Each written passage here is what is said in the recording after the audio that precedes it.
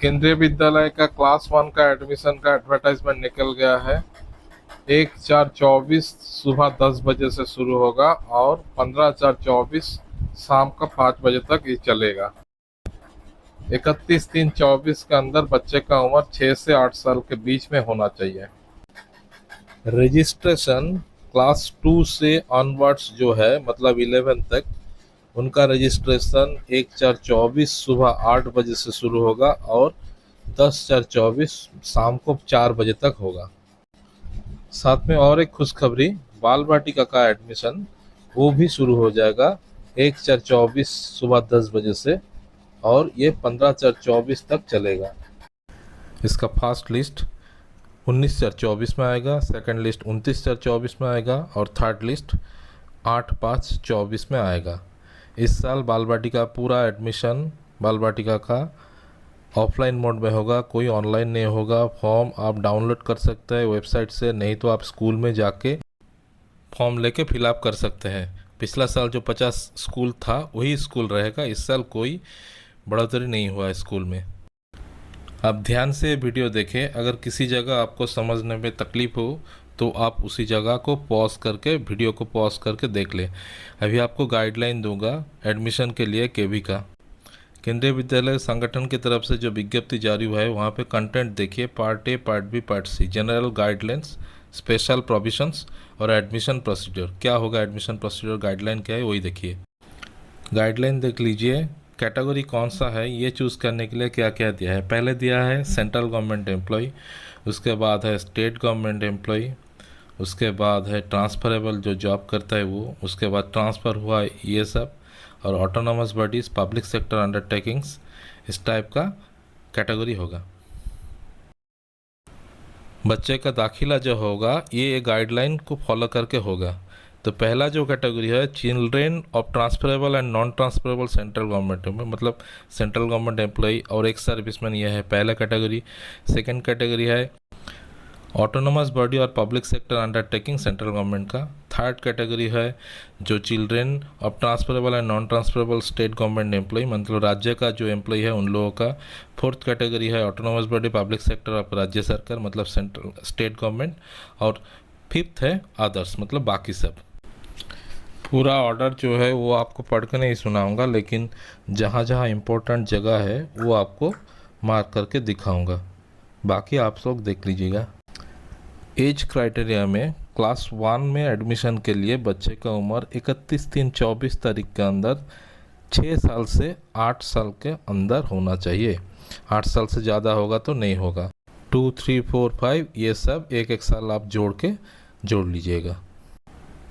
एक bad news है, पहले स्कूल में 40 स्टूडेंट दाखिला कर सकता था हर एक सेक्शन में। अगर 4 सेक्शन होगा तो 160 बंदे एक साथ पढ़ सकता था। अभी वो कम होकर 32 हो गया, तो इसका मतलब हर एक सेक्शन में 8 बंदा कम होगा। एडमिशन में रिजर्वेशन देखिए, SC, ST और OBC के लिए SC है 15% और 7.5% ST और 27% है OBC। और फिजिकल हैंडीकैप टाइप का जो कोटा था वो आप चिल्ड्रन विथ स्पेशल नीड्स, मतलब CWSN, ये कोटा हो गया।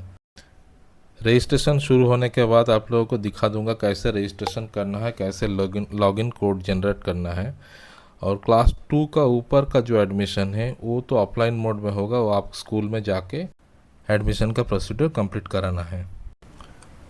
स्पेशल प्रोविज़न में जो दाखिला होता है वहाँ पे केवी के जो लोग होते हैं उन लोगों के बच्चे के लिए कोई टाइम के लिमिट नहीं होते, वो लोग हर एक टाइम एडमिशन ले सकता है। एक बात है, लास्ट ईयर में जो था स्पेशल गर्ल चाइल्ड SGH, वो कोटा अब इस साल नहीं है। तो जो लोग सोच रहे हैं स्पेशल गर्ल चाइल्ड कोटा में अपने बच्चे का दाखिला कराएंगे, वो लोग को और थोड़ा दिन रुकना पड़ेगा, शायद कोई नया नोटिफिकेशन आए, नहीं तो वो लोग को दूसरा कोई कोटा में अप्लाई करना पड़ेगा। और पिछले साल की तरह और बाकी सब कोटा है, जैसे कोविड का कोटा और परमवीर चक्र, अशोक चक्र, ये सब है। लास्ट ईयर में टोटल 15 टाइप का कोटा था, इस साल वो कम होकर 10 टाइप का हो गया। प्रोसीड्योर फॉर एडमिशन यहाँ पे थोड़ा फास्ट कर दिया मैंने, ये सब इतना ज़रूरी नहीं है, ये आप लोगों को देखना है तो पॉज करके देख लीजिएगा।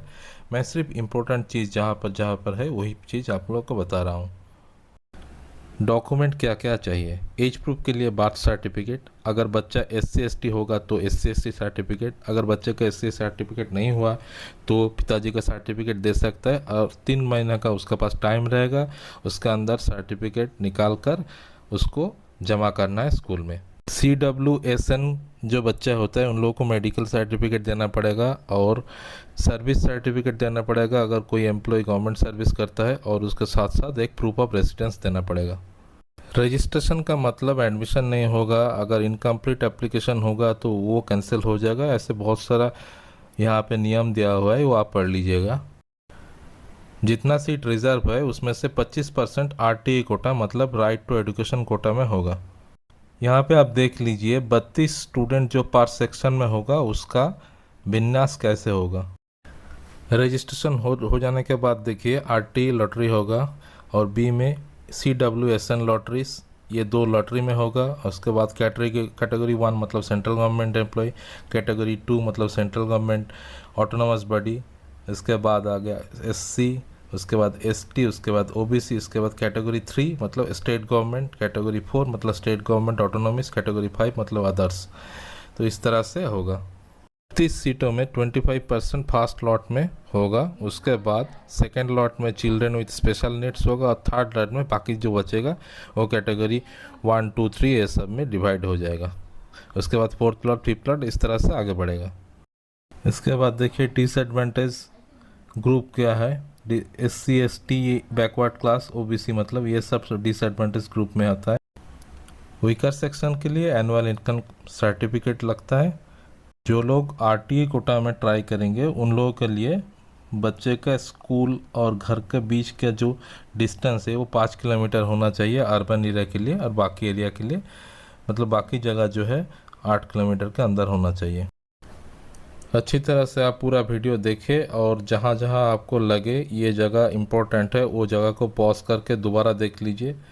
बाद में जब 1 तारीख को मतलब 1 तारीख को जब रजिस्ट्रेशन शुरू होगा उसके बाद आप लोगों को पूरा वीडियो बना कर दिखा दूंगा कैसे रजिस्ट्रेशन होता है, कैसे लॉगिन कोड जनरेट होता है, और उसके बाद कैसे वहाँ से लॉगिन करके अपना फॉर्म फिलअप करना है, वो आप लोगों को पूरा बारीकी से हम दिखा देंगे। वीडियो अगर अच्छा लगे तो चैनल को सब्सक्राइब करना, शेयर करना, लाइक करना। थैंक यू, धन्यवाद।